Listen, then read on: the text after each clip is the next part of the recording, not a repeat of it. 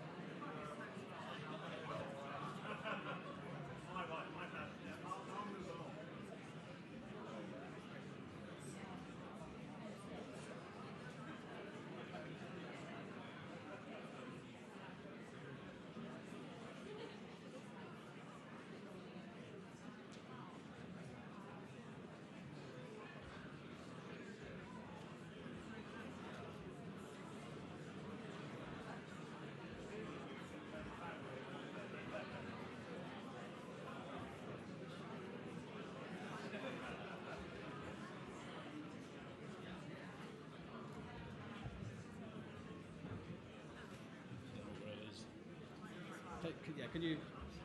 Sorry, Chris Hoy is looking about just a 5 minute handle. Just press it down there for me. Down, alright. Is that right? That's right. Yeah.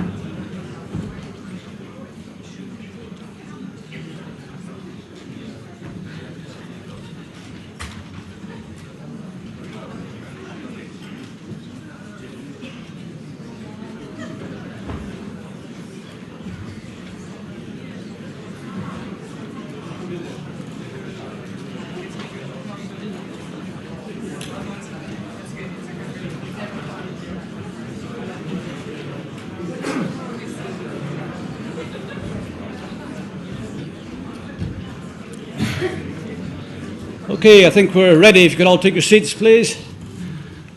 Plenty of seats up there, folks. Take a seat, settle down.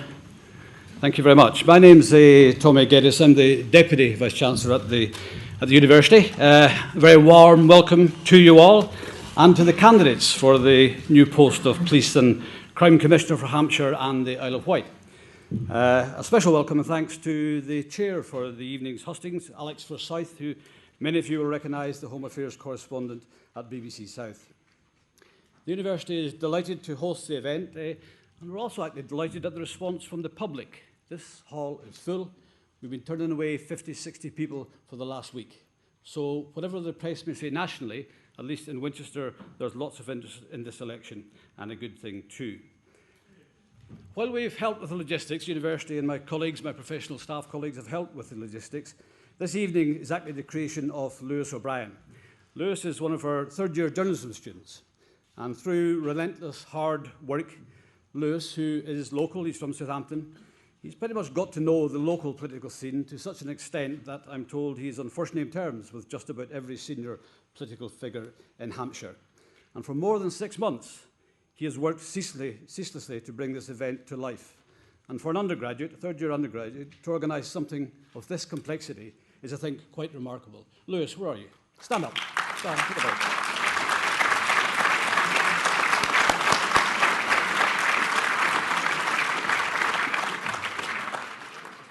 You could easily tell Lewis he's the one who's sweating. Right? Lewis is being assisted tonight by a whole host of other journalism students, including those who will be filming and broadcasting the event live on the web. So you're now live on the World Wide Web. Welcome to that for many of you too. Over the past few years, journalism at Winchester has been building up a formidable reputation for excellence and is now recognised as one of the elite centres for journalism education in the UK. Our courses are fully accredited by the Broadcast Journalism Training Council, which represents the training arms of the BBC, ITN, Sky, Associated Press TV and the independent local radio sector. Indeed, I was certainly very pleased when I read a few weeks ago the recent inspection report from the Broadcast Training Council, which confirmed that they, and I quote, continue to refer new and aspiring courses to Winchester as one of a number of centres which are setting standards for the future. An accolade from the National Broadcast Council, of which I think our students and our staff should be justifiably proud. In this year's Broadcast Journalism Training Council Annual Awards, our students won the Best TV News Report, the Best TV News Day, and indeed our students won more categories and runner-up certificates than any other university in the United Kingdom. And this is nothing new. Last year, our MA student, Shira Pinsuk, was awarded the title of Student Journalist of the Year, and that's been going on for some years now. And only last month, journalism at Winchester was ranked in the top 5 in the country for student satisfaction in the government's own National Student Survey. A success story to be told here, and I hope you'll forgive me for taking a couple of minutes to refer to it. I should also say, and more relevant to tonight's debate, Winchester journalism is also seen as a centre for investigative journalism, and it's the only university in the country which is a journalism-led innocence project. The innocence projects investigate possible miscarriages of justice. And this year, a journalism student from the university has had the unique honour of being chosen for a placement at the Criminal Cases Review Commission, something no other journalism student has ever done in the country. It is perhaps, therefore, no surprise that our recent graduates are now working at Sky, at BBC, ITN, Al Jazeera, a whole range of sports and news agencies, and even at the Daily Mail. I'm sure that she or he is working hard on it. Okay, having built them up so much, what can possibly go wrong? Time to get on with it. More than enough from me, certainly. I will now hand you over to Alex Forsyth, who will take charge of proceedings. Alex. Thank you very much. Thank you. Welcome all. And just to echo the thought that it's great to see such a good turnout for a debate such as this. I'm sure you've all heard about the concerns about a possible low turnout for these elections. I wouldn't want to preempt, but I think it's important that we see people engaged. And again, just to echo well done to Lewis O'Brien for the effort he's put in to arranging tonight and to making sure that we've got all the candidates for Hampshire along so we can hear from all of them. Now, obviously, the point of tonight is to give you a little bit of an insight into these 6 candidates, to what they would do if they were successful come November the 15th and would become the Police and Crime Commissioner. Now, I don't want to patronise at all, but I thought it might be useful just to do a very brief summation of what the role is really all about. Now, most of you may know that currently the governing body for police forces are police authorities, made up of a mix of local councillors who are appointed onto them and some independent members. Now, they will, of course, be replaced by the Police and Crime Commissioner, and that one individual will have responsibility for the budget for the police force. In Hampshire, that's around £300 million every year, going down slightly at the moment, I must say. They will also set the police priorities, so it's quite a lot of power in the hands of one person. And the aim of tonight is to give you all a bit of an idea of what you could expect from each of these people if indeed you chose to vote for them and they were successful. So just a quick word about the format of the proceedings. We'll start off and you'll hear from each of the candidates who in a mere 90 seconds have to set out their stall and convince you as to why they're the person for the job. And we will be keeping you all to that timing very tightly, so forgive me in advance if I have to cut you off. I will do unashamedly. After that, we will be taking questions from the floor. We have had some submitted in advance, so we'll start with those, but we'll see how the evening progresses, and hopefully you can all feel a little bit involved, and if there really is anything burning, then hopefully we'll have enough time at the end to get to you. So we are taking the first opening addresses in alphabetical order by first names, just in case any of you think I don't know my alphabet when we come to this. And we're starting off with David Goodall, who's the Liberal Democrat candidate. So David, 90 seconds, tell us why we should vote for you. Good evening, ladies and gentlemen of Winchester. This evening, as candidates, we will all talk about wishing to reduce crime, in particular sexual assault, violent crime, alcohol and drug-related crime. Some may talk about zero tolerance.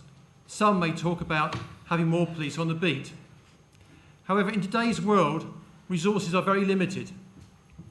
And the most important issue facing the new Police and Crime Commissioner will be how to provide a good police service, given the public finances. I believe I can make the difference.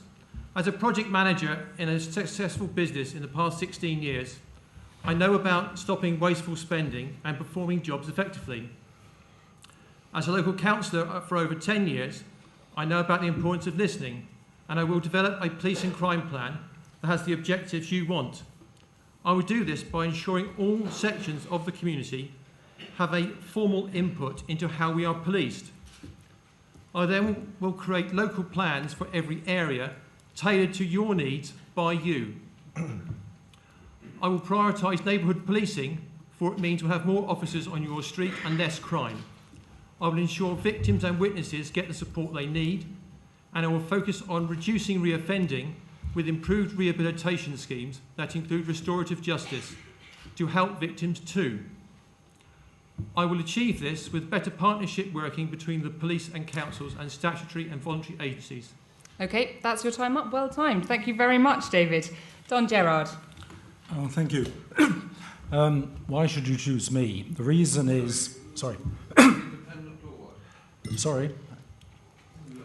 Don Gerard's representing the Justice and Anti-Corruption Party. I represent the Justice and Anti-Corruption Party, and you should choose me because of what my background is.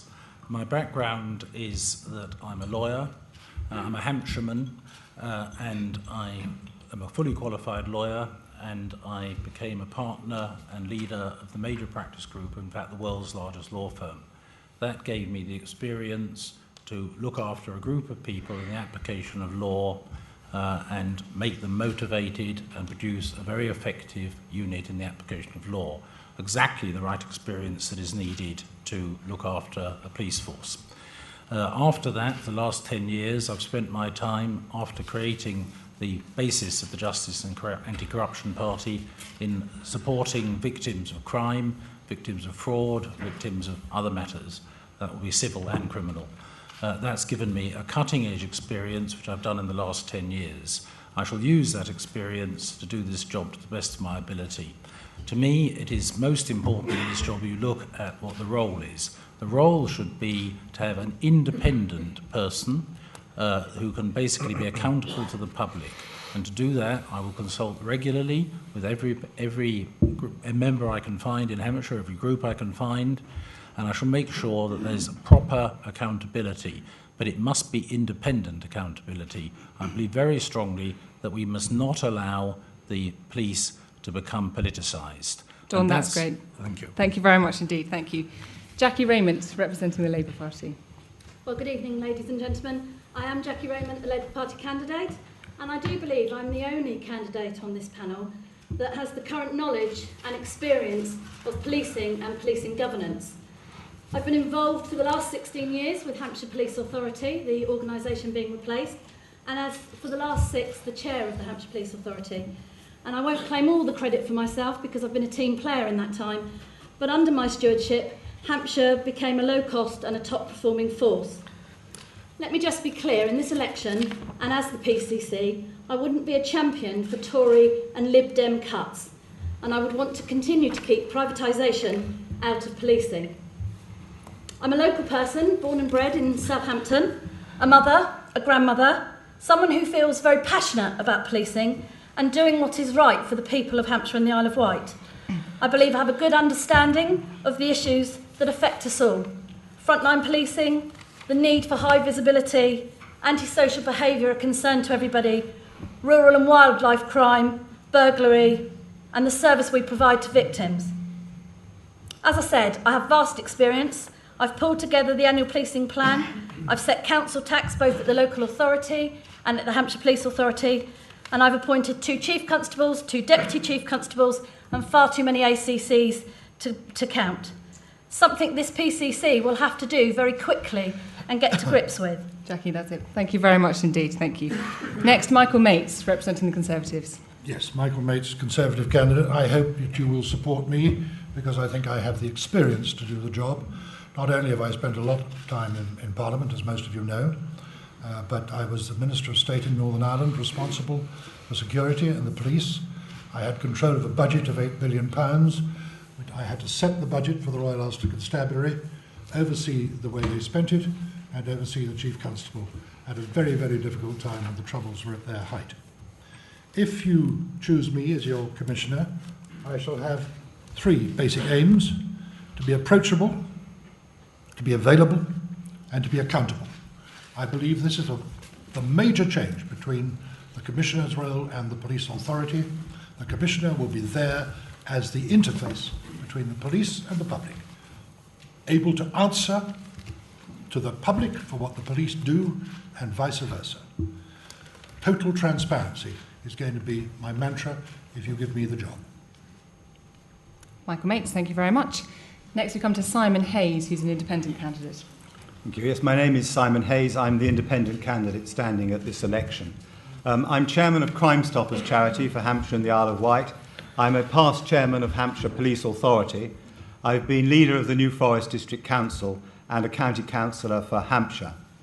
I work as a criminologist with a specific interest in preventing offending and reoffending, specifically amongst offenders who have committed their crime because of an addiction to drugs and alcohol. I'm standing as an independent candidate because I believe that the Police Commissioner's remit should not be influenced by party political masters in Westminster. I believe that the Police Commissioner is answerable to you, the electorate of Hampshire and the Isle of Wight, not to any other supporters elsewhere in the country. I want to change the style of policing across Hampshire and the Isle of Wight to put a greater emphasis on preventing offending and preventing reoffending.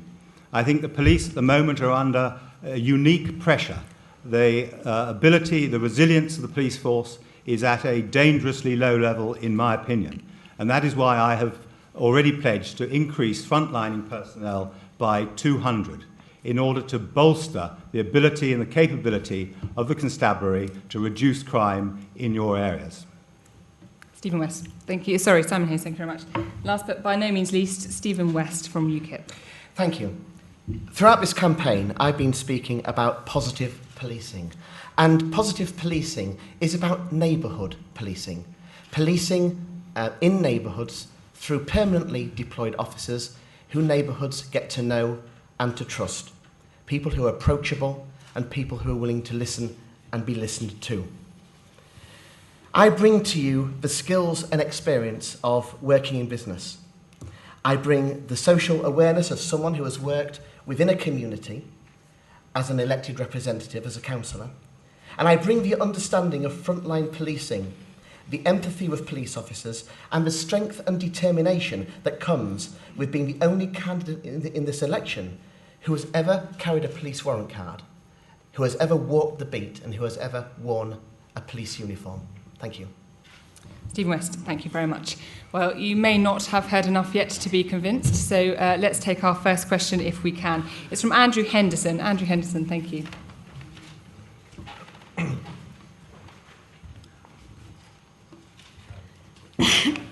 Very much through the chair. Can I ask, in this time of economic hardship, can each candidate please give details about their top 3 priorities, how they would find the additional funding if necessary, and what changes they will make in their first 6 months? And finally, would Simon Hayes please tell us why he says he is an independent candidate and party politics should not play any part in this vote, since he applied to be a Conservative candidate but failed? Mr Henderson, thanks very much. Simon Hayes, let's come to you first then on that point. And then if you could move on to the key part of the question, economic austerity, what would your priorities be? Well, the answer to the question, I think, about making reference to the fact that I applied to the Conservative Party, I was a Conservative councillor from 1987 to 2005. As I said in my opening address, I was leader of New Forest District Council and a Conservative county councillor in Hampshire.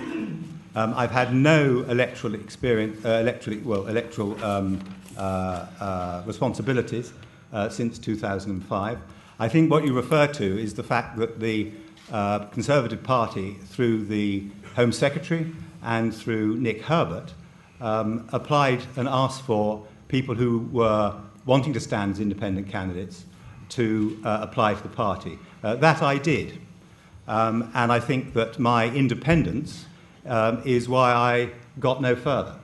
And I think, if anything, that underlines the fact that I'm not an acceptable candidate to the Conservative Party, because my thinking is independent and not adhered to the Conservative Party in this way.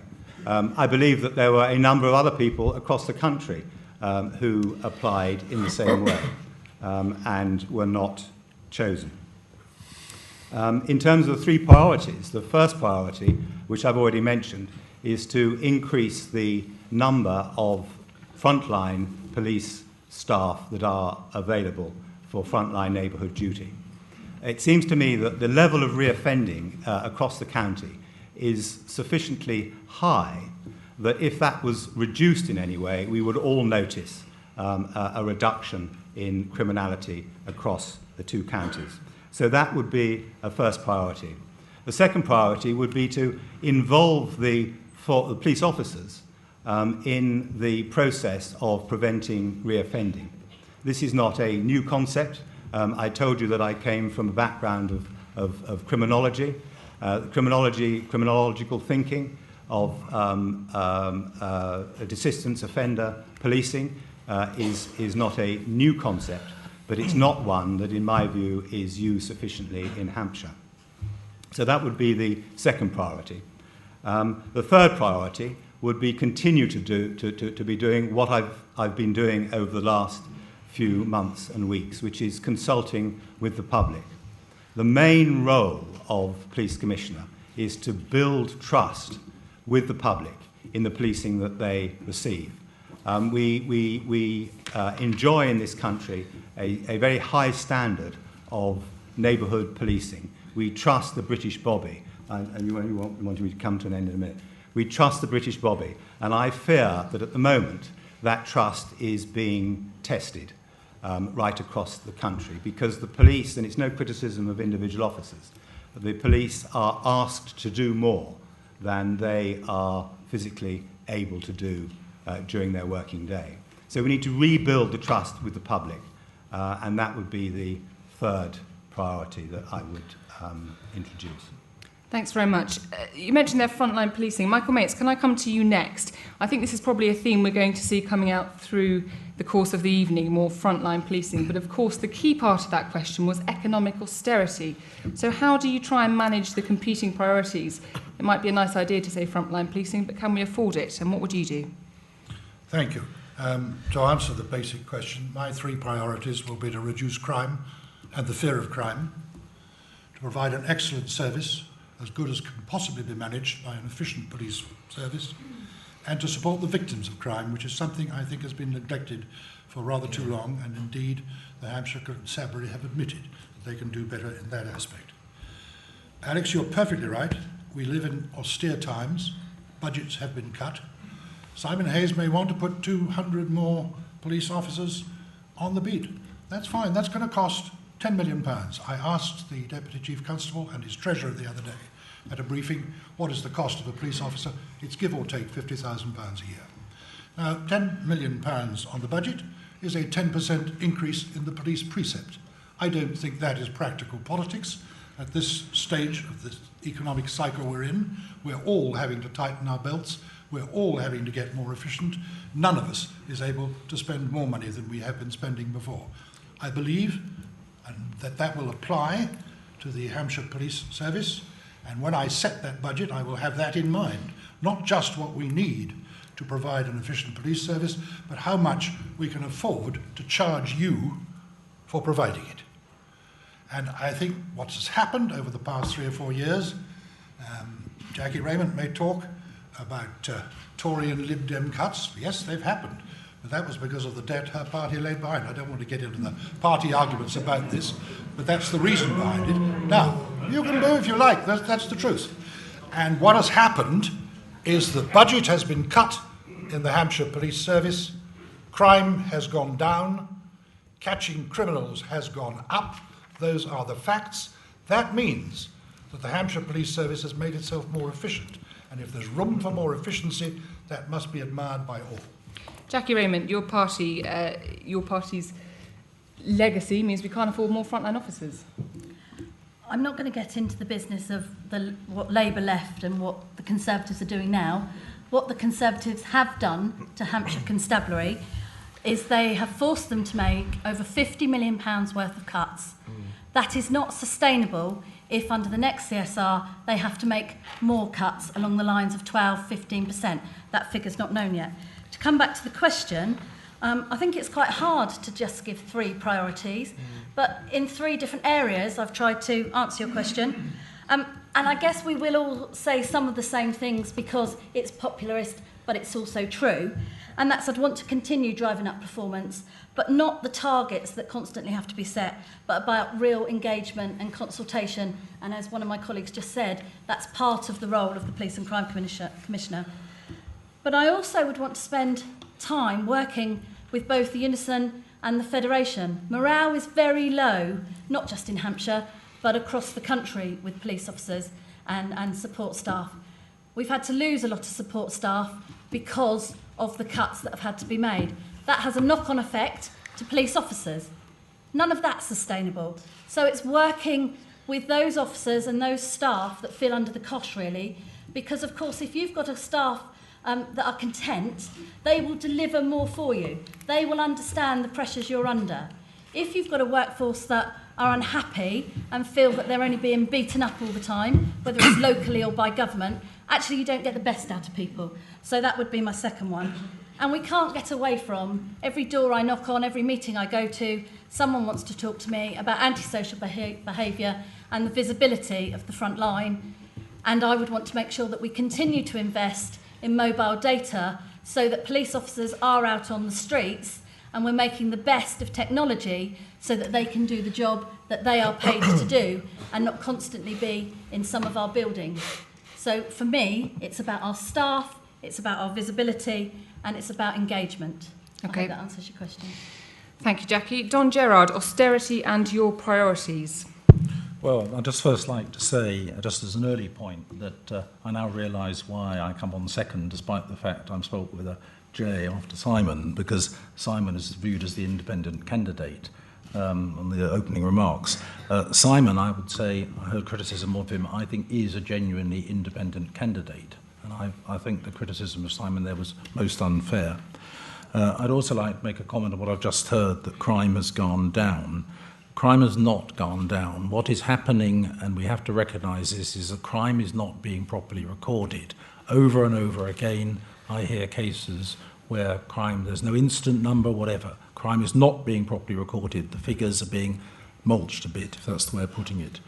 In terms of my priorities, my particular priority, like everybody else, is more frontline policing, more visibility of the police. And the way I would expect to achieve that is, I make no bones about this, I would keep the police stations open. I think that is absolutely critical. I think that is the visibility of the police force, is the police stations. In terms of getting people out on the beat, they need a base where people know they're going to be. That in itself will improve the morale of the police themselves. They don't want to be stuck in some large centre in Winchester or Eastleigh or wherever. They want to be out near their people, and people want to feel they're there for comfort. Now, I know that potentially increases cost and the maintenance of the police stations, but in my opinion, that just has to be done, and that has to be savings elsewhere. That is critical, and it is a case to me of the accountants looking at the cost of everything and not knowing the value of nothing. It's a typical example of that. So that would be a major priority for me, would be to review keeping the police stations open in order to make sure that the police were more visible to the public in general terms. Now that, of course, goes to the next matter of resources, because we know how scarce resources are. And there would be an extra cost in keeping the police stations open and perhaps reopening ones that are closed. Personally, I think that would create greater efficiencies. It would save fuel costs, by the way, very considerable saving in fuel costs, save the carbon emissions as well. But to my mind, the way to save resources is to basically have better partnerships. There are some good partnerships going already. There's partnerships with Neighbourhood Watch. I think more should be done to enable volunteers to have access to funding even. That could be a budgetary matter. I had discussions with Neighbourhood Watch and found no funding for them. They provide quite a lot of almost frontline policing, and yet they haven't got any funding. So I think we should be utilising more volunteer forces in order to increase the overall resource. OK, John, I think we best move on at this stage. I know all candidates are keen to have their say, but if we could try and pick up the pace slightly, because there's a lot of questions from the floor, it would be good if we can get through as many as we can. But just coming to David Goodall on this particular issue of your police priorities. Yeah, I've got 3 priorities there in my manifesto, which you can get from the website. I'll just run through them. Neighbourhood policing, as people mentioned, is one of them. How to pay for it. In Eastleigh, where I'm a councillor, we have taken the responsibility as a council to say we need more police around and more police support.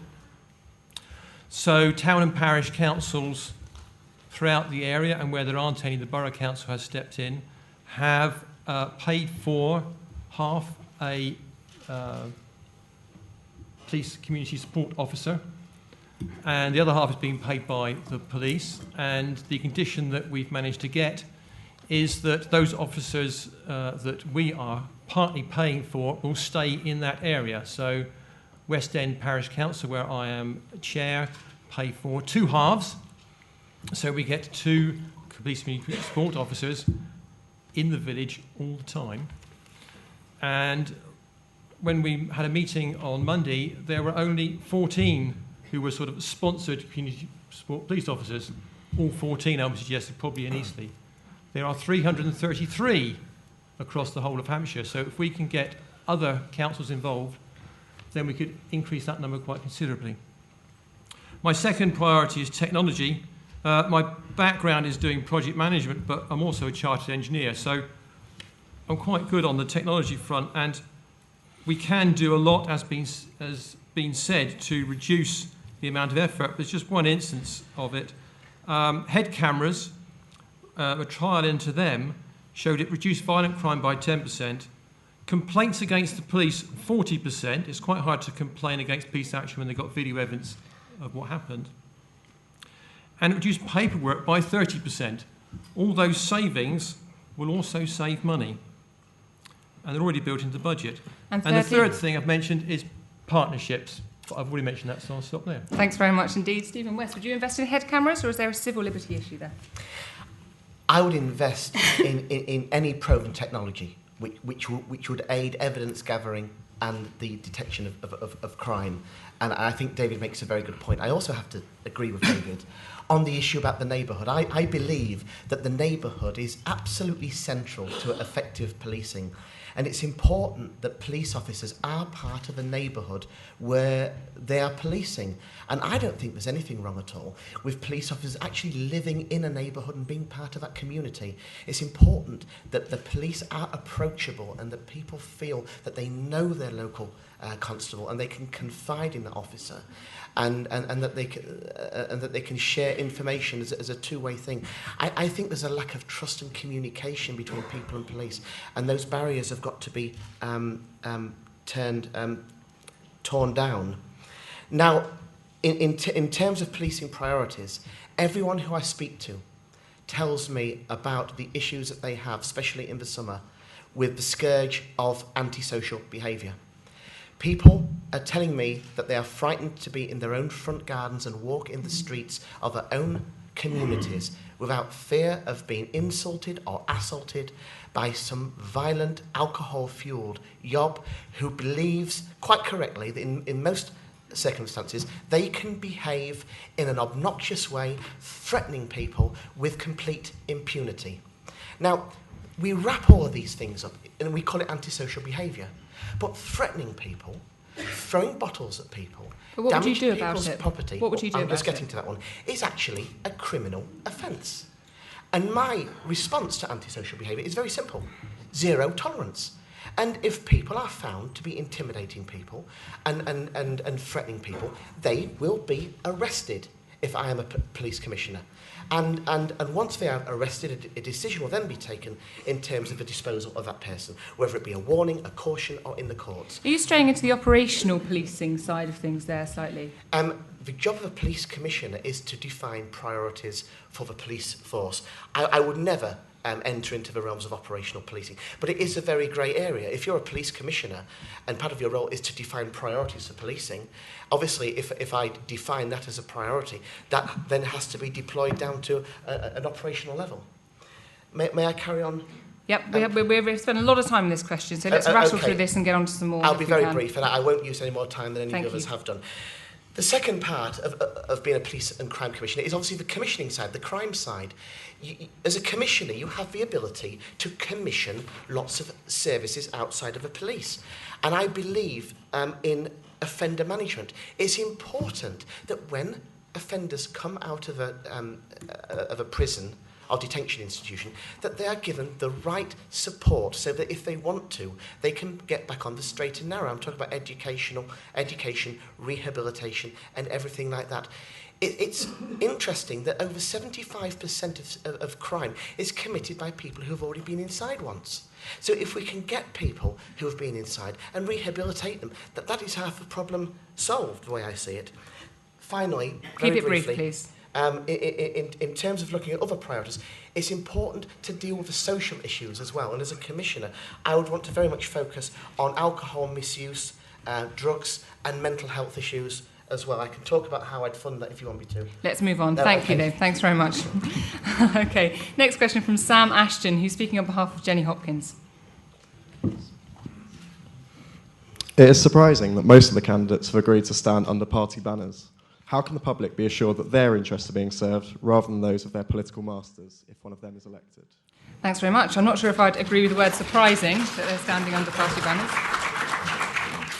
Let's come to you, Don Gerard, first. You might not be under a mainstream party banner, but you are under a party banner. Are you going to bring your politics into policing? Certainly not. My party is a single-issue party which is only involved in helping the victims of crime and in making sure there's proper systems that are operating to help them. But the answer to the question, this is something I feel very strongly about indeed. We have a system in this country, we've had it for years and years, that we divide the three arms of the state carefully and keep them independent. Those are the judicature, that's the judges, the legislature, that is the parliament and local authorities that pass laws, and in the case of crime, the police who enforce that, who actually do the investigations. And it is absolutely critical to the way the English legal system has worked for years that those three arms are kept completely independent of each other. And that is why I feel so strongly that we must not allow the police to become politicised, and I very strongly believe that it is a path to ruin to allow political parties to get control of the police. It's precisely what has happened in a number of dictatorships throughout the world throughout history. And so Okay. I believe that very strongly indeed. Don, thanks very much. So Michael Mates, we're at risk of becoming a dictatorship. Thank you. I think there is confusion in people's minds between politics and party politics. One of us is going to become the Police and Crime Commissioner. There could not be a more political role than that, because he or she is going to take your money from you in taxes and spend it for you. That is absolutely at the heart of local politics, national politics, and international politics. Quite a different matter from party politics. One of us, when elected, will then have to swear an oath of independence and swear to do his best for all of the citizens of Hampshire and the Isle of Wight. That I am ready, willing, and able to do.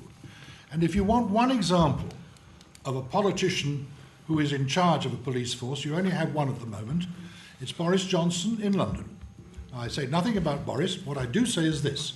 If something is said or done by the present government which he thinks is not in the interests of Londoners, he ups and says it, and he says it loud. Just take the third runway at Heathrow as an example. He knows Londoners don't want that. If something happens in London, whether it's this government or another government in the future, and I think they're doing something against the interests of the people of Hampshire and the Isle of Wight, I shall say so just as robustly. But just on that point, I mean, you make the difference between party politics and politics. The point is you've been a Conservative for decades. Yes. How do you leave aside your political beliefs in the crucial decisions you'll have to take? Because I will take my decisions independently. I have always been, and I think many people know this, an independently minded Member of Parliament. I felt strongly enough about the poll tax to lead the revolt against it. My crime was not just doing that, but it was being right, because every single Prime Minister since has sworn to get rid of it, and they got rid of it. I am perfectly prepared to speak out if I think something is being done which is not in the interests of the people I represent. That applied to East Hampshire, it will apply to the whole of Hampshire and the Isle of Wight. Now, Jackie Raymond, you've been the Labour chairman of the authority for some time now. Are you going to be able to leave that behind? She's been the chairman. Sorry, she hasn't been the Labour She's a Labour chairman, she's been councillor. the chairman. She was appointed as a Labour councillor. Yeah. Okay, thank you. Do you want to swap seats? Yeah, shall I have a go at chairing and maybe Alex could have a There go we on go. my behalf? It might be more interesting, who knows? There's two things for me on this. Yes, I am a Labour Party candidate. Yes, I am part of a mainstream Labour Party.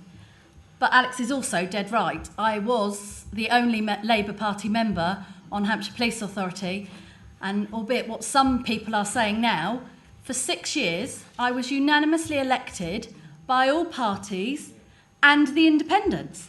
You can't get away from that fact. Now, you know, I was a bit embarrassed when I started on this trail saying this, but in an audience as big as this, I'll say it anyway. I must have been doing something right for other political parties to think that they could support me in the elections. And I must have been doing something right with the independent members for the independent members to support me for 6 years in those elections.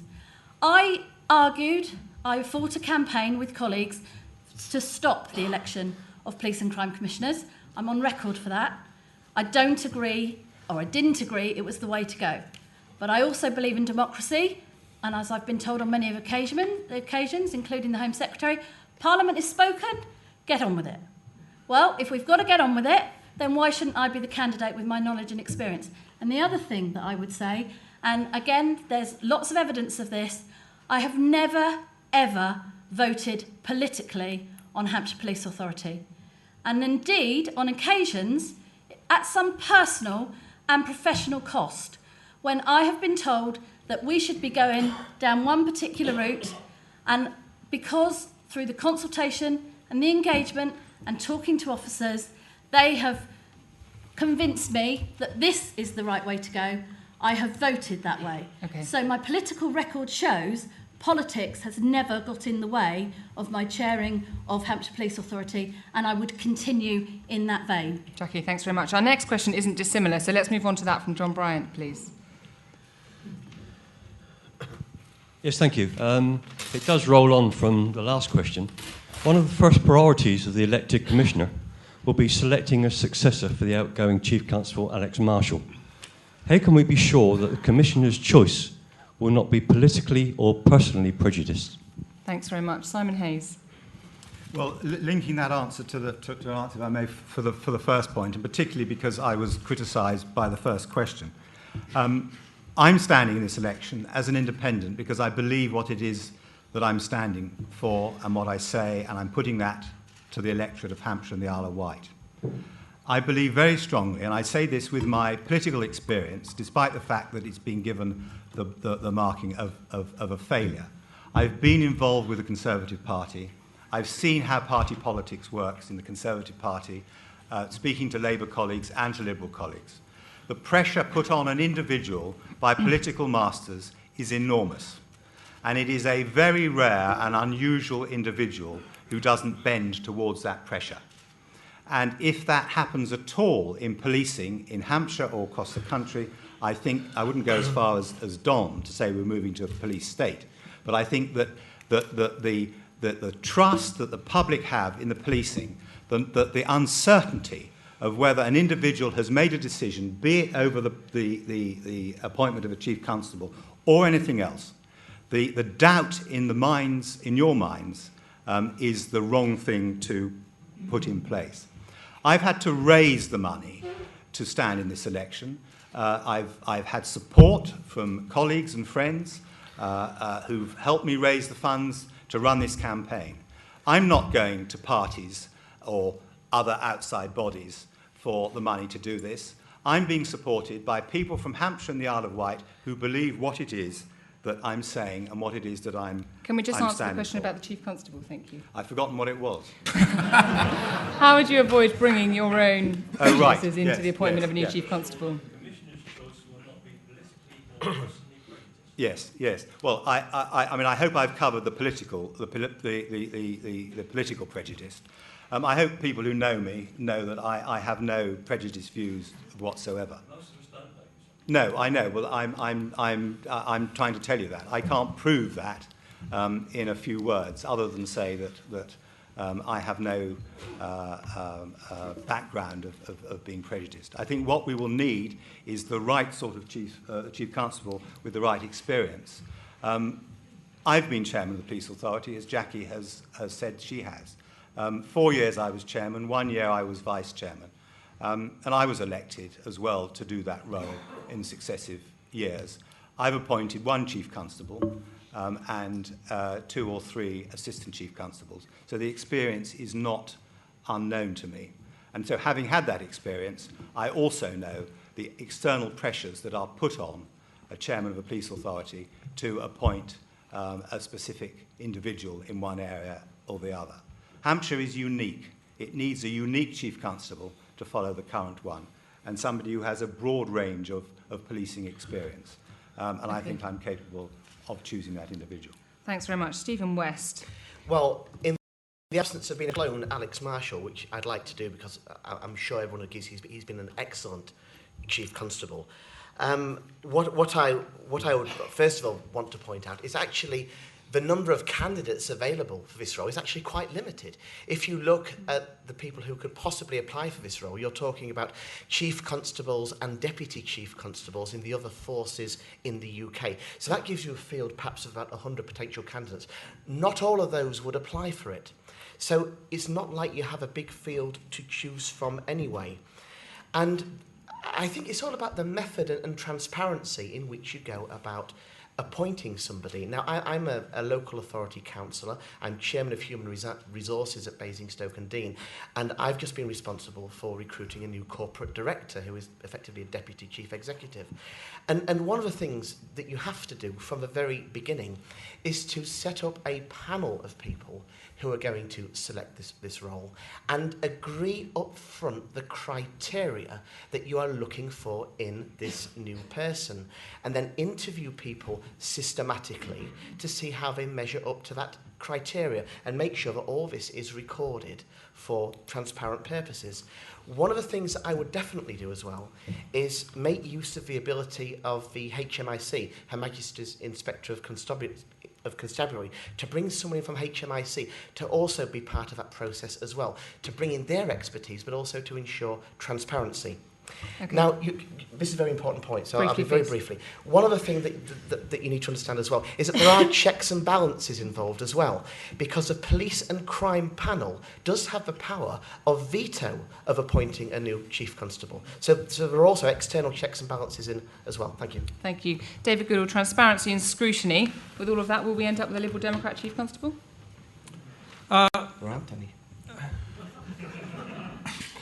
It's quite interesting what was just said there. He said there aren't any. My colleague Peter Wall in Eastleigh was asked to stand as a Conservative councillor as soon as he left his job as a police superintendent or chief superintendent, and he told them where to go with that idea. He is a Liberal Democrat councillor. So party banners was one of the questions that was asked about why I'm standing under a party banner. And would I be beholden to political masters? Well, in the Liberal Democrats, we have a federal structure, and the English party within the Liberal Democrats said we shouldn't put any candidates up, we should remain outside it and just leave it to independents. That was my political master's view. The local party took a completely different view, as did I, because I thought it was silly not to put forward a Liberal Democrat point of view. Would I be beholden to what the masters said? Well, clearly not, because I'm ignoring them by standing in this election. And interestingly, today, I had an email from them congratulating me on standing, so they've obviously changed their mind. The job of appointing a successor to Alex Marshall is very important. Alex has been a very progressive chief constable. He's brought in new technology, new ways of working. The neighbourhood policing has come in very firmly with him, and it would be good to appoint somebody in his mould.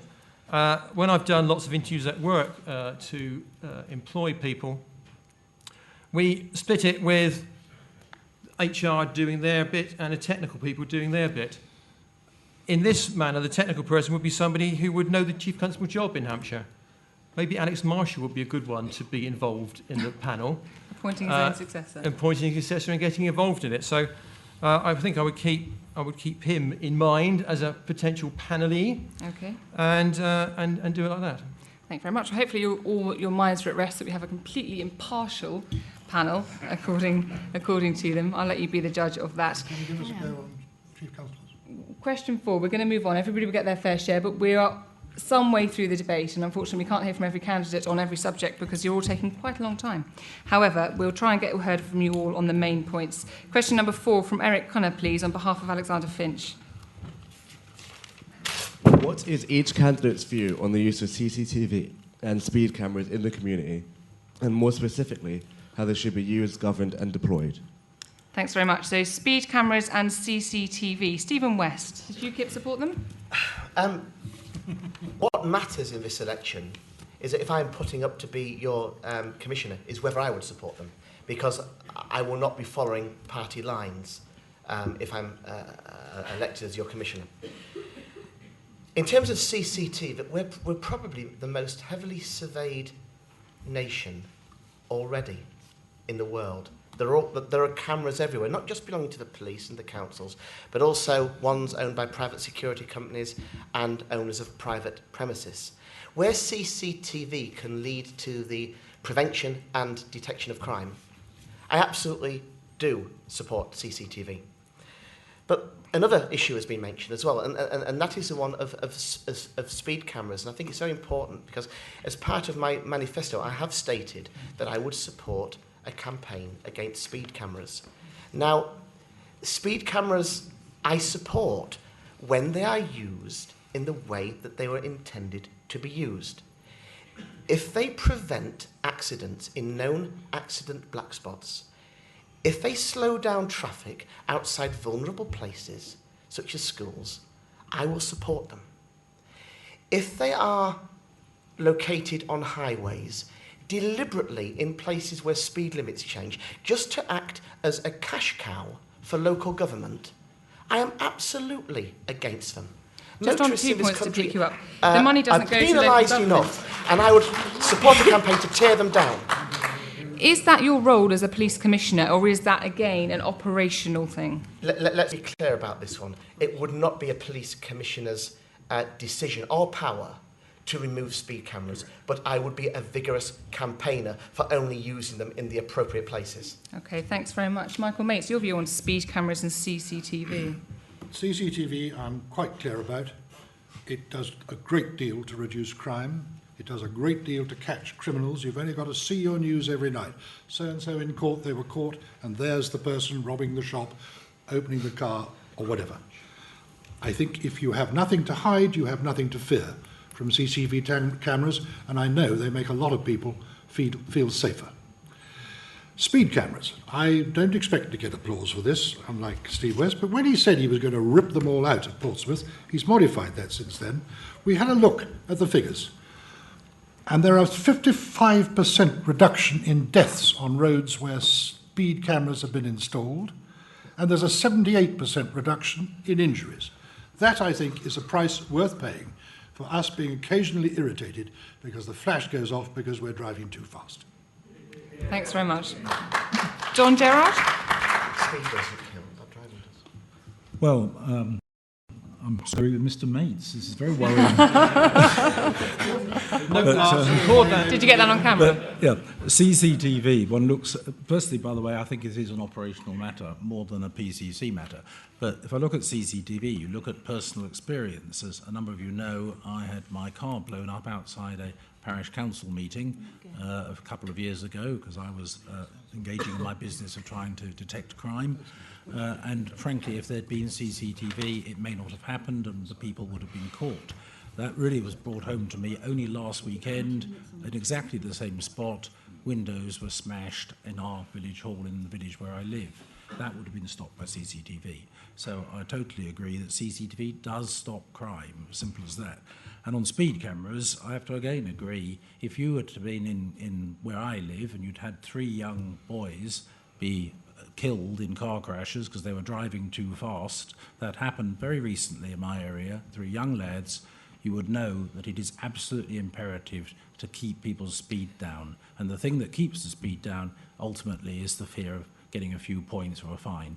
And I agree that it's a cash cow and that's a damn nuisance, frankly, but at the end of the day, it keeps the speeds down and reduces the deaths and horrible accidents on the road. Don Gerard, thanks very much. Question number 5 now. Nadine Forshaw is asking this on behalf of James Butler. Nadine. How would you look to engage schools in helping to reduce crime by and towards young people in our community? Thanks very much. Chair of Crime Stoppers, Mr. Hayes, how would you do this? Well, this is one of my priorities because I think that school and college liaison is very important, as is the work, youth work, preventing young people from committing crime in the first place. I think there were 3 or 4 crime prevention officer posts that were removed from across Hampshire in the last year or 18 months. I would want to work with partners to encourage them to re-engage those individuals. I think it's very important that the police have a presence in our schools and colleges. There's a possibility that police and crime, community support officers could fulfill this role. That is something that I'd want to discuss with the education people. But it is very, very important that we talk to our young people, not only about the reasons why they should not themselves commit crime, but why they are or may be at risk of crime themselves. And we need to start, unfortunately, at a young age. So school and college liaison is critically important. Thanks very much. Jackie Raymond. I think there's two things, that we find ourselves in a position where local authorities and the police have reduced budgets, and in doing that, some of the nice to have, some of the things that many of us would think should go on, has gone by the wayside.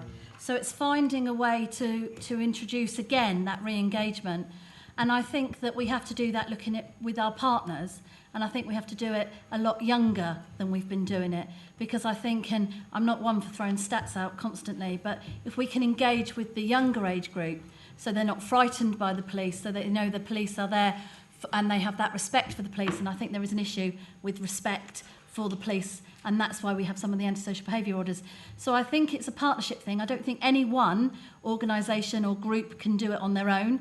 I think we need to do it together, and it's about that engagement at the right time, whether that be at college, when young people are getting into their real adulthood and so they understand what society expects of them at that stage, right back through to junior and nursery, even nursery school, so that the police are not seen as a threat to young people, and actually they grow up with that respect and that understanding, and then that engagement will naturally follow.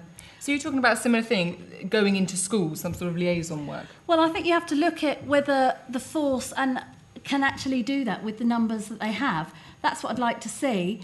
That's what we used to do, but it was one of the cuts that was made a number of years ago. We do still have university police officers who go onto campus and work at the top end, and maybe we need to find a way to come back. But citizenship and the whole gambit of our young people and what society expects from them, that should be part of education in a much earlier time. And I'm going to take a liberty. I don't want to reclone Alex Marshall as the next Chief Constable. I want the right person for the job.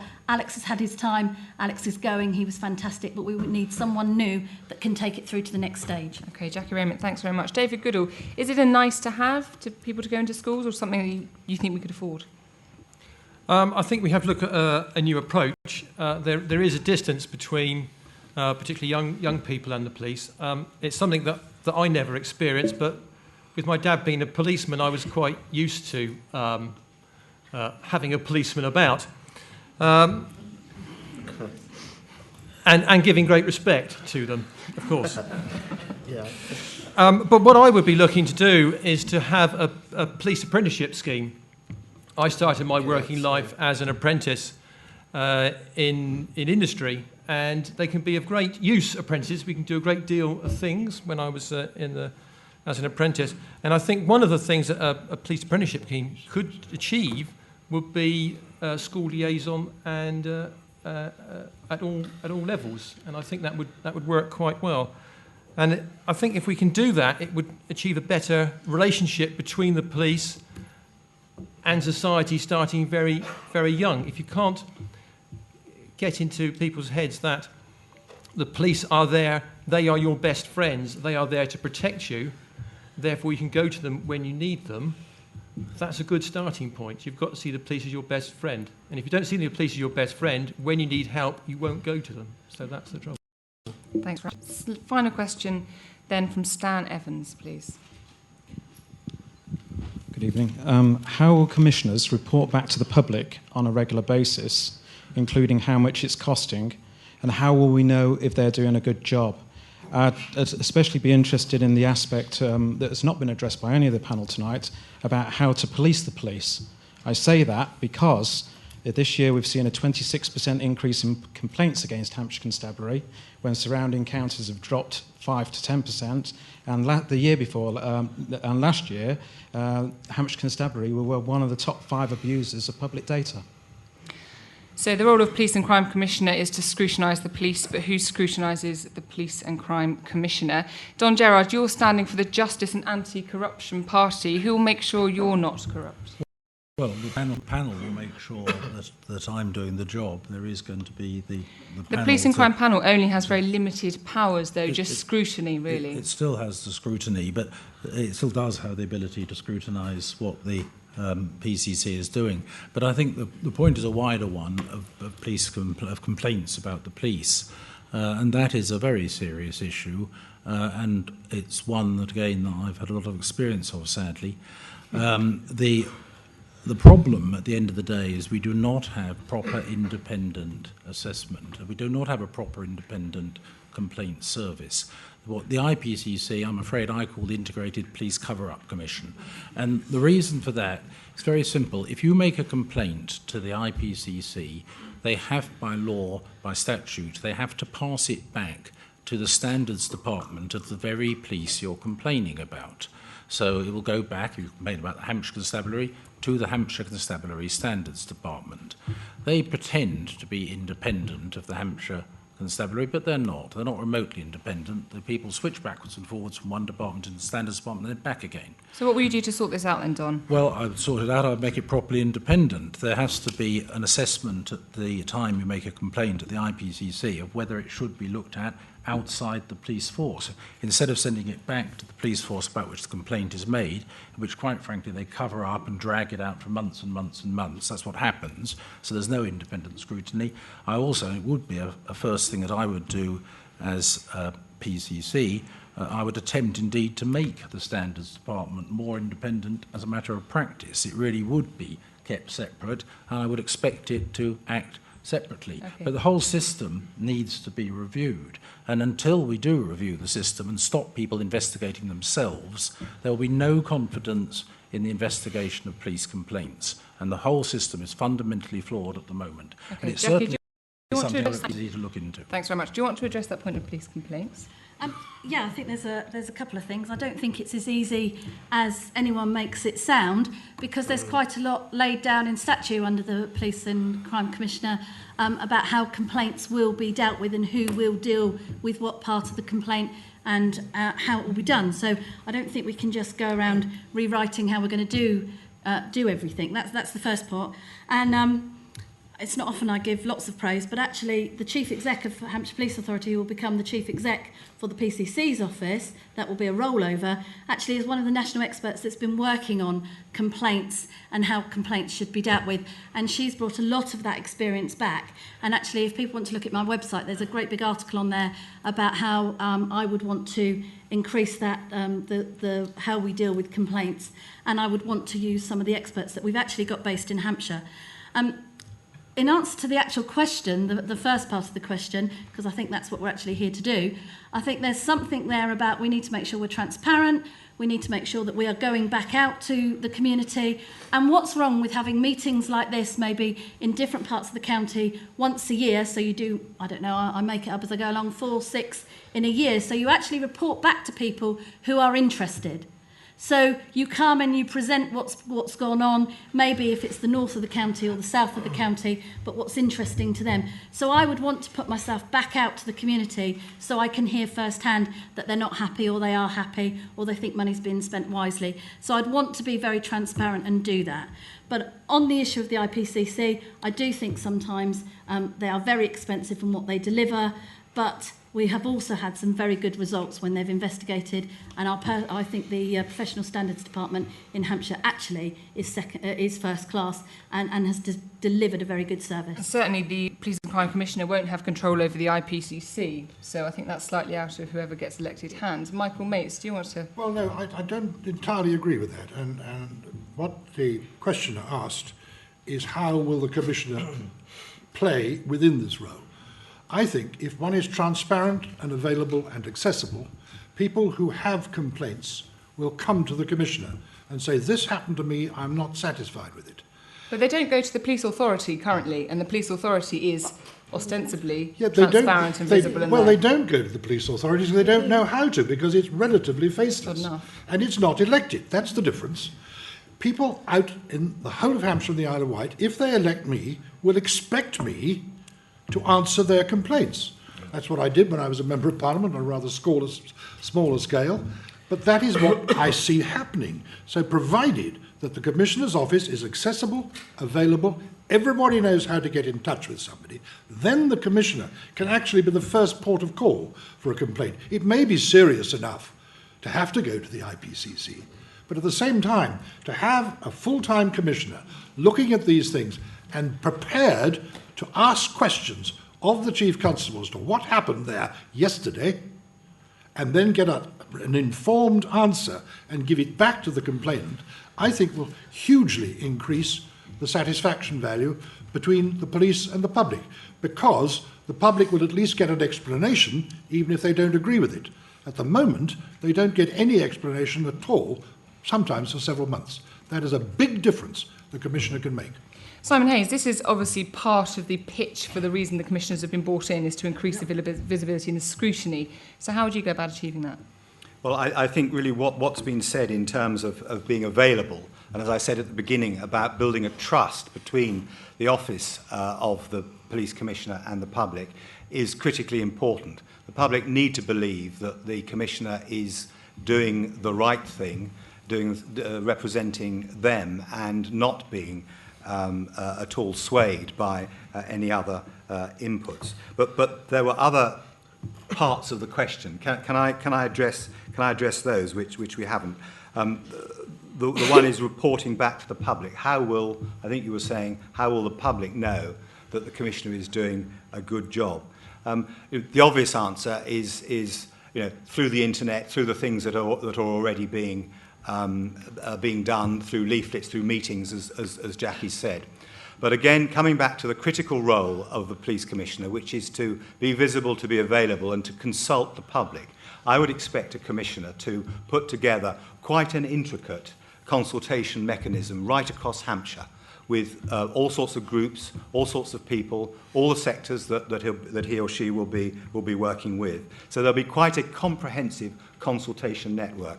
And I would look to that network to feed back to the Commissioner whether or not they are being successful. The issue of the Police and Crime Panel has been mentioned, which is a very interesting one. Particularly standing as an independent candidate, the Police and Crime Panel is made up of 20 local politicians, appointed in a similar way to the police authority at the moment. But my point is, they are appointed political councillors.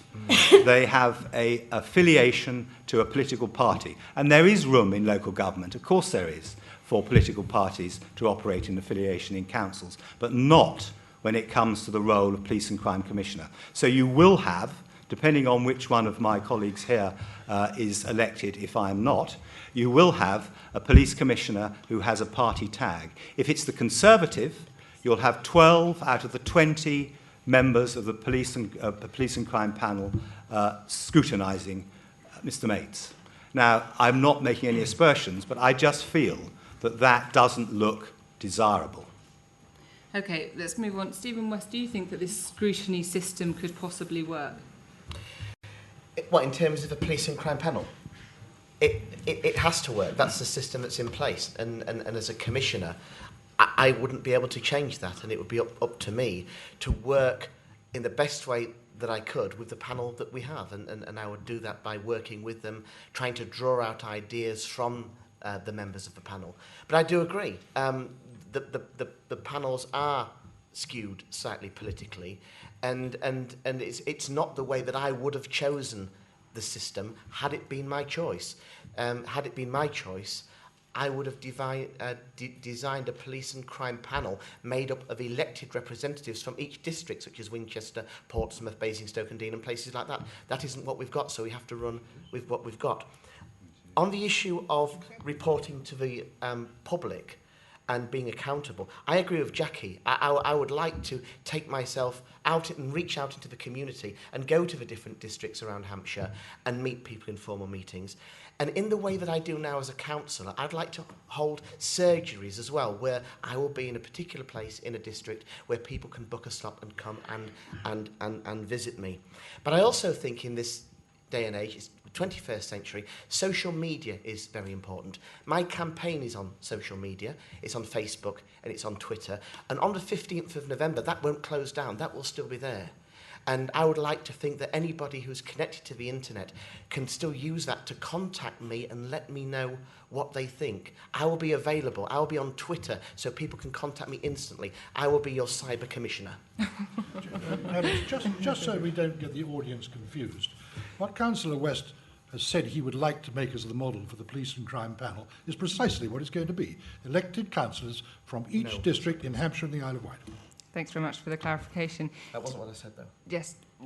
For clarification, the Police and Crime Panel was not dissimilar in the construction to the current police authority. Are you going to be a cyber police and crime commissioner, David Goodall? Part of my job at the moment is fighting cyber crime. Yes, I'm also on Twitter and Facebook and have websites. So tweet, yes. Yes, in fact, Simon is one of my followers here on Twitter. So how would I engage with the public? I think we'd all want to go out and engage with the public, and partly because we're all going to want to get re-elected in 3.5 years' time when the post comes up. So if you don't engage with the public, you'll be out of a job pretty sharpish. How will we get the public involved? Well, the Commissioner has to do the same job that the current police authority does, and there will still need to be scrutiny. Now, the idea that I would sit down with the Chief Constable and one time have a meeting with them and just talk about finance, and the next time have a meeting and talk with them about personnel, and then I talked about performance at the following one, I don't think it's going to work. So I would get keen volunteers, hopefully there'll be some in the audience here who are financial gurus that might want to come in, and get some volunteers in to act as a scrutiny panel on finance, personnel, performance and community engagement. So I would have a panel set up with me chairing it and members of the public coming in and directly asking questions of the police. The other thing I would do would be to set up some advisory panels to report back on how the police and crime plan was working. I'd have one on offender management, another one with special interest groups. We've all been contacted by various special interest groups. I have another one for community groups. I'd have one for a group I would call the police, the rank and file members of Hampshire Constabulary, feeding back not via some sort of intricate route via their chief officer, but directly to me to let me know how it's working on the ground. And finally, I would have an advisory group made up of one member from each of the authorities around Hampshire to advise me to put stuff in the right place. The panel that's being talked about is scrutinising me, not helping me to do my job. I would want an advisory panel with representatives from around the community as well. There we go, an extra panel. I'm afraid we've taken all the questions from the audience, but you do all have one final chance to convince people that it's you are the person for the job. We will be taking this in reverse alphabetical order, and just to clarify, Don, you raised the point about the order at the beginning. It's by first name, and that's why you were where you were in the list and not because of any other conspiracy. So in reverse order, 90 seconds each once again. This time we're starting with Stephen West. Thank you. The office of PCC is an opportunity to make a difference, and I bring to you the skills and experience of working in business. I bring the social awareness of someone who has worked within a neighbourhood as an elected representative, and I bring the understanding of frontline policing, the empathy with police officers, and the strength and determination that comes with being the only candidate in this election who has ever worn a police uniform and walked the beat. To the people of Hampshire, who are sick and tired of hearing about human rights when their neighbourhoods are blighted by alcohol-fuelled intimidation, criminal damage and violence, I have this simple message. If you want more PCs and less PC, I'm in it for you. If you don't feel safe in your home or on the streets, I'm in it for you. If you are sick of alcohol-fueled jobs destroying the quality of life in your neighbourhoods, I'm in it for you. And if you want the criminal to feel the fear instead of the victim, then I'm in it for you. I will restore respect in your neighbourhood, and I will be for the victim and not the criminal. If this is what you want, follow me, and I will give you back your neighbourhood. Stephen West, thanks very much. Thank you. Simon Hayes. Thank you. I talked about at the beginning about the importance of preventing reoffending and preventing offending. And I was criticised for the fact that we couldn't afford 200 police personnel in order to try to achieve that for you on your streets. We've talked about not being able to afford police, a school and college liaison. We've heard that there'll be some idea of having some sort of probation opportunity for individuals to take on this role. What we've ignored is the pressure that's on the police staff that we already have. And I'm going to stand by my policy of increasing the police personnel by 200, because I think when we have that, it will save us additional costs. I'm not going to read out a lot of costing, but it costs the Constabulary Magistrates Court or Crown Courts about £8,600 to send somebody through court. It costs £75,000 a year to look after a troubled family. It can cost £215,000 a year to keep a young adult in detention centre. If we can reduce these costs by reducing offending, by reducing reoffending, then we will have safer streets and safer neighbourhoods across Hampshire and the Isle of Wight. Thank you very much indeed. Michael Mates. Not surprisingly, this evening has been almost exclusively about the police. I'd just like to remind you that the title of the Commissioner is the Police and Crime Commissioner.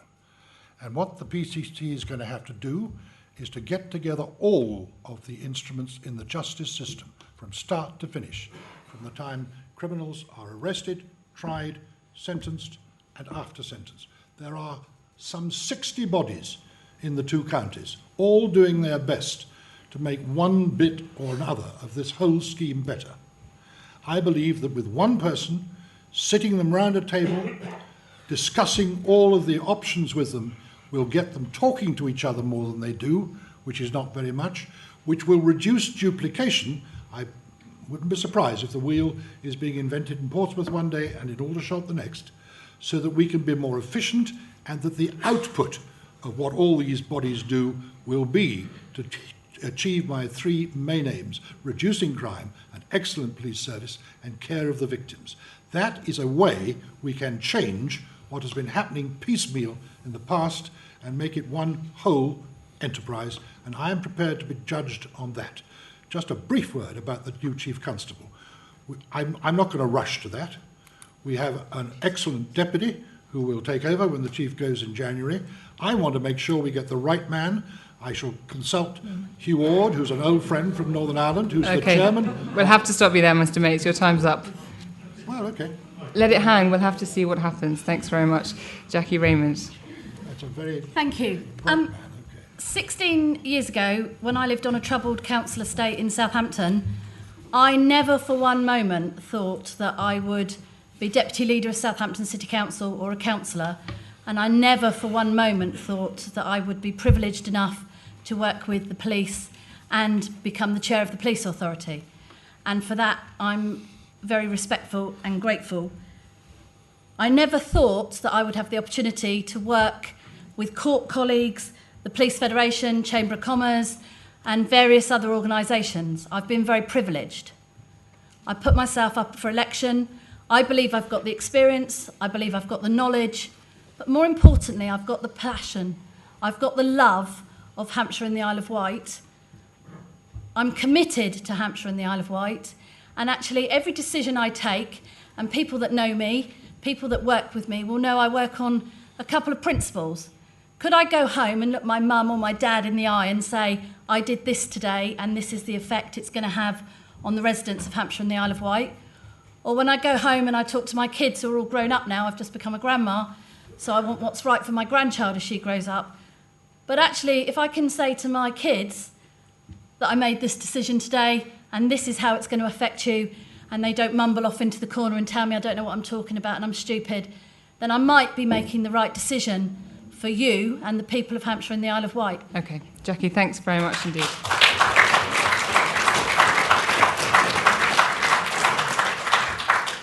Don Gerard. Well, the first thing is in any job and getting an organisation going is communication. It's also the second thing and the third thing. Communication, communication, communication. You must talk to everybody. I've already been talking to policemen. By the way, a lot of policemen fully support me in my view that they should be keeping the police stations open. Haven't heard anyone say anything else other than that. But there has to be communication. I have to say that is actually what I'm rather good at. I talk rather a lot, but I also listen a lot, and I think a lot, and I try and make decisions after hearing what everybody has said. And I believe I have the ability to do that. I believe also I'm the only candidate with the right experience for this job.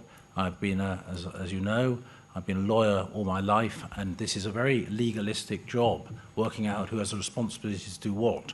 One thing I didn't mention is the relationship between the police and the CPS. That's very critical. At the moment, I hear over and over again that the police carry out an investigation, it goes to the CPS, and they say, not enough evidence. Well, I can assure you, as a lawyer, I'd be able to say to the CPS, yes, there is enough evidence.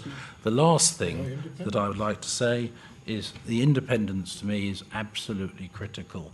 In terms of the appointment of the Chief Constable, it was asked earlier of Simon, I absolutely agree with him that it is absolutely critical that the person appointing the Chief Constable should be independent and look at it in a totally apolitical way. That's the time. Thanks very much, Don. We have to leave it there. Thank you.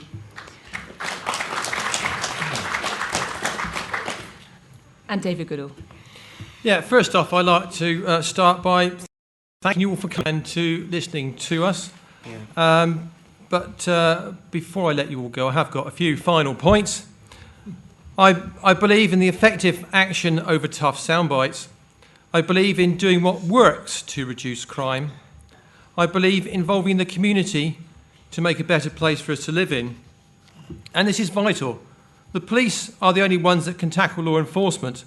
However, it's teamwork with the community that will prevent crime, ensure justice for victims, and rehabilitate offenders to stop further crime. So I hope that come November the 15th, you can support me with your first preference vote, and that together we can do what works to make our community a safer and better place to live. Thanks very much.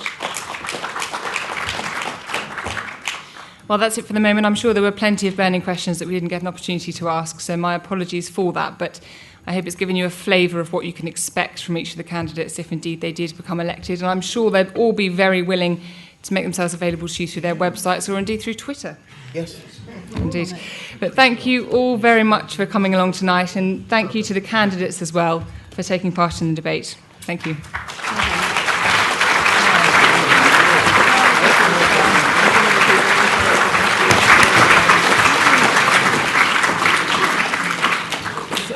Thank you very much. Just three quick thank yous, if you bear with me a second. First of all, to Alex for cheering. Splendid job done, Alex. Thank you very much indeed.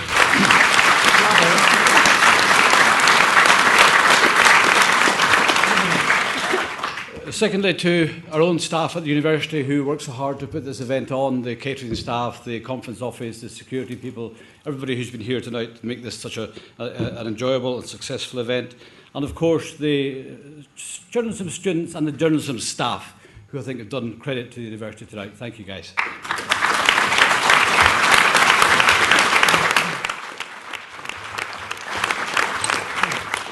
And finally, to you lot, because what you've heard tonight, of course, is going to make 10 times, 100 times easier if we have active citizens. Get involved. Keep involved. Thank you very much. Good night.